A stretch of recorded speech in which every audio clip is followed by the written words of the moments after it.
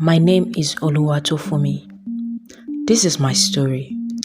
It all happened years ago when I was 14. I was born and brought up in a home filled with conflicts and tears. My parents are like strangers to themselves.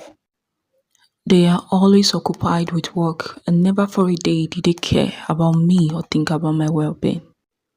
My mom often say I am a curse to her, and my dad calls me a bastard and not his blood. I often find solace and happiness in my neighborhood with my peers. One fateful day, tragedy struck. I was playing with my friends in the neighborhood as usual when I heard my name. Fumi, Fumi, Fumi, my mom called. As I approached her, my mom and dad pounced on me, slapping, blowing while dragging me to the house. My parents stripped me naked and my dad flogged me mercilessly with his belt. I could hear my mom saying, "You finally brought shame to me and have always caused me pain since I pet you." I began pleading, even though I had no idea what was going on or why was I being flogged.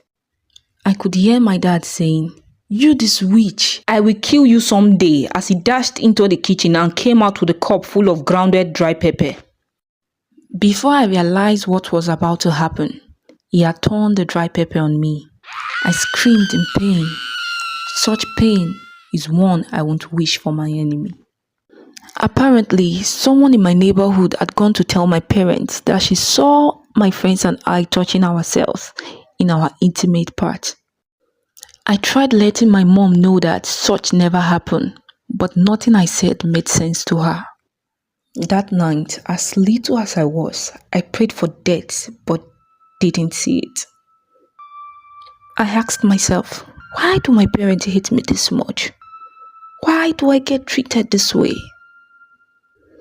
Around 7 a.m. the next day, I heard my mom calling my name. Little me scared that she's going to scold me for waking up late. Only for her to tell me, "Fumi, get dressed, we are going to the hospital." My parents drove me down to the hospital. Getting there, we met Mr. Shola, the doctor, who happens to be my dad's best friend, and our family doctor. Mr. Shola is a nice man who gives me hamper of treats whenever he stops over at our house to have dinner with his family. My parents had what I would call a brief conversation with Mr. Shola. He called me in and told my parents to excuse us, that I will be